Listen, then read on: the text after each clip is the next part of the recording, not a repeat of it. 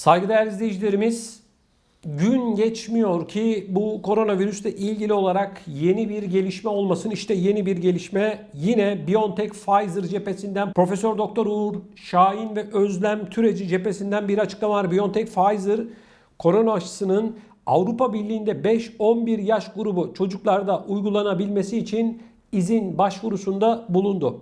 BioNTech Pfizer geliştirdiği koronavirüs aşısının Avrupa Birliği ülkelerinde 5-11 yaş grubu çocuklara uygulanması için izin başvurusunu yaparak medyanın tekrardan gündemine geldi. İki şirketten yapılan açıklamada klinik araştırma sonuçlarının izin verme yetkisine sahip olan Avrupa İlaç Ajansı olan EMA'ya iletildiği belirtildi. Verilerin Amerika Birleşik Devletleri'nde yapılan izin başvurusunda kullanılan verilerle aynı olduğu ifade edildi. Açıklamaya göre izin için yapılan klinik araştırmada 5 ile 11 yaş arasındaki 2000 çocuk üzerinde deneme yapıldı. Aşının dozu iğne başına 10 mg'a kadar düşürüldü. Yetişkinlerde bu miktarın 30 mikrogram olduğu belirtiliyor. Aşı olan çocukların 16-25 yaş aralığındakilere benzer bağışıklık tepkileri verdiği ifade edildi. Evet değerli izleyicilerim, bu haberin anlamı şu. Önümüzdeki günlerde Almanya başta olmak üzere Amerika Birleşik Devletleri, Kanada, Avustralya, Hollanda, Fransa, İsveç, İsviçre, Norveç gibi vatandaşlarımızın yoğun olarak yaşamış olduğu ülkelerde 5 ve 11 yaş arasındaki çocuklara da bu koronavirüs aşısı BioNTech Pfizer aşısı yapılacak. Bakın, bu tüm ülkelerde şu anda okullar açık vaziyette ve okullardaki koronavirüs vakaları da her geçen gün artıyor. Büyük bir yayılma durumu söz konusu. İşte tam bu zamanda yapılan bu başvuru ve bu iznin önümüzdeki günlerde çıkacak olması bize gösteriyor ki önümüzdeki günlerde çocuklara da bu aşılar vurulacak. Bu net artık ortaya çıkmış vaziyette. Çünkü göreceksiniz, Avrupa medyası ve Amerika Birleşik Devletleri medyası başta olmak üzere önümüzdeki günlerde okulların koronavirüsün yayılma merkezi olduğunu ifade edecekler, kaynağın okullar olduğunu ifade edecekler ve ardından da bu aşıya onay verip bu çocukları, yani okullara giden çocukları aşılamaya başlayacaklar. Tabii ki veli iznine bağlı, anne baba iznine bağlı ama plan, program, perde arkasında saklanan gerçekler bunlar arkadaşlar. Çünkü okullarda dünyanın pek çok noktasında şu anda yüz yüze eğitime dönülmüş vaziyette. Artık çocukların zaten evde kalacak hali gücü kalmadı.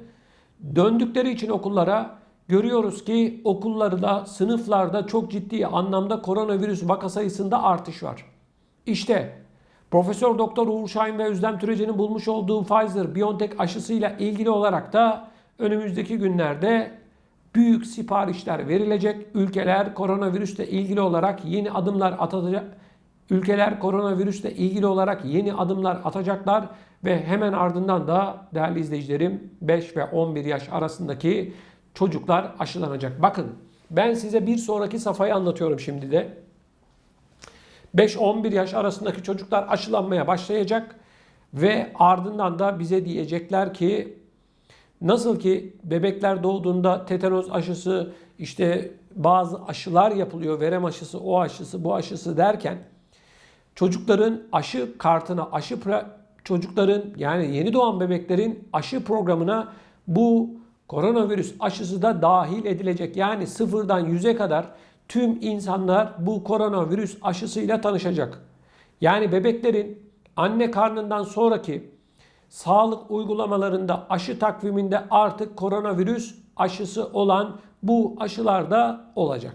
Önümüzdeki günlerde bununla ilgili olarak göreceksiniz medyada şu tür haberler olacak. İşte 3 yaşındaki çocukta, 4 yaşındaki çocukta koronavirüse rastlandı denilecek.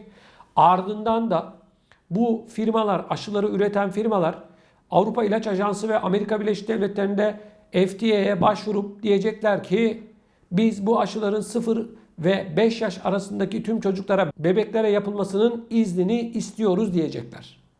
Yani izin alacaklar. İzin aldıktan sonra da yeni doğan bebekten artık 100 yaşına kadar tüm insanlar koronavirüs aşısıyla tanışmış olacak. Yeni plan bu olacak. Saklanan gerçek bu. Yani bu koronavirüsle ilgili olarak pandemi başladığından beri hedeflenen en ana nokta, kırılma noktası işte burasıydı. Yani 0 yaşındaki çocuklarla, yeni doğanlarla 100 yaşındaki insanlara kadar herkesin koronavirüs aşısını artık olması zorunlu hale gelecek. Zorunlu diyorum. Devletler yapmış olduğu açıklamalarda ne dediler? Bu koronavirüsle ilgili olarak aslında hiçbir zorlayıcı durum yok dediler. Ama görüyoruz ki bu aşıyı yaptırmayanlar hizmet alamıyorlar.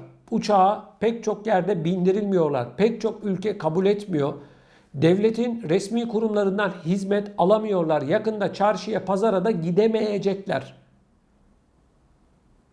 Avrupa başta olmak üzere Türkiye ve pek çok yerde çocukları okula giden anne babalar okulun içerisine alınmıyor arkadaşlar.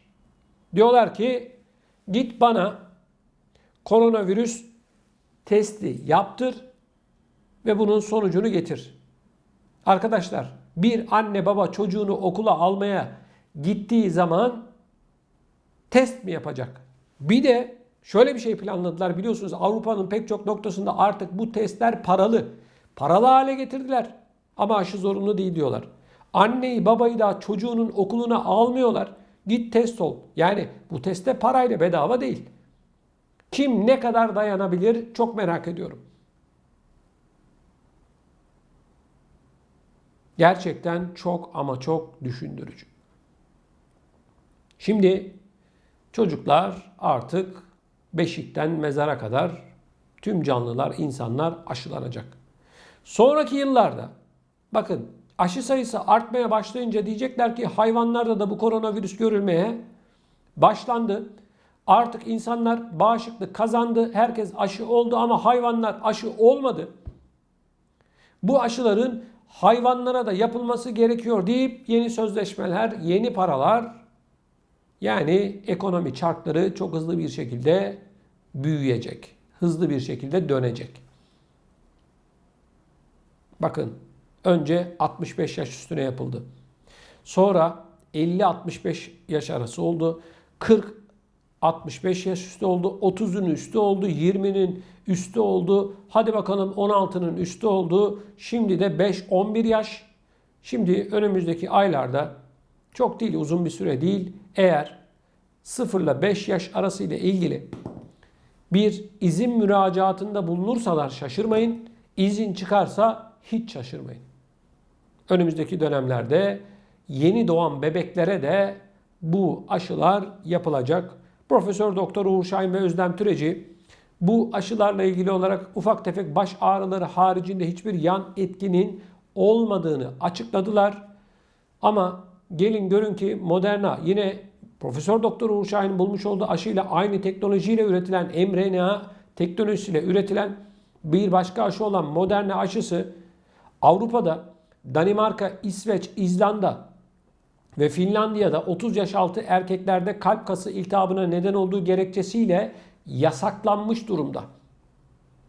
Vaka sayıları artınca bu 4 ülke yasaklıyoruz, 30 yaşın altı erkeklere vurmuyoruz diye açıklama yaptılar.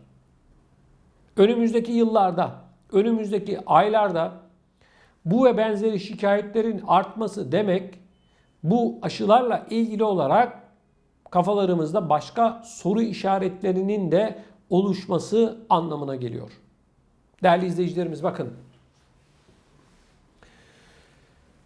Bu olay gerçekten insanoğlunun son 100 yılda karşılaşmış olduğu en büyük salgın olayı. Ama görüyoruz ki aylar, yıllar geçtikçe bu sıvılarla ilgili olarak pek çok yan etki haberleri de ortaya çıkmaya başlıyor. Bunları üzülerek anlatıyorum ama dünyanın pek çok noktasından bu konularla ilgili pek çok haber geliyor. İnsanlar aşı olur ya da olmaz. Bunu biz bilemeyiz. Doktorlarınıza lütfen danışın. Hekimler ne diyorsa, doktor ne diyorsa onu yapın. Ama insanların içinin rahat olmadığı yorumunu yaparsak sanıyorum yanılmış olmayız. Sizin içiniz rahat mı? Çok merak ediyorum. Lütfen bu konuyla ilgili olarak görüşlerinizi bizimle paylaşın. Bu videonun altında bulunan yorum bölümüne yazarak bize görüşlerinizi iletebilirsiniz. Hep hatırlatıyorum. Lütfen eğer bu yayınımızı beğendiyseniz de videonun altında bulunan like tuşuna basmanızı ve kanalımıza da mutlaka abone olmanızı sizlerden bekliyorum. Daha büyük kitlelere ulaşabilmemiz için bunlar gerekiyor. Yani oyunun kuralı bu. Bunları söylemek benim de çok hoşuma gitmiyor. Abone olun, işte beğenin falan ama sizlerden rica ediyorum. Oyunun kuralı bu olduğu için hatırlatmak istedim. Gerek ana vatanımız olan Türkiye'de, gerekse Avrupa'da, Amerika Birleşik Devletleri'nde, Avustralya'da, Kanada ve dünyanın pek çok noktasında bulunan tüm izleyicilerimizin haber almasını, Türkçe haber almasını sağlamaya çalışıyoruz. Onun için gece gündüz çalışıyoruz. Sizlerden ricam bir beğeniyi bizlerden mahrum bırakmayın.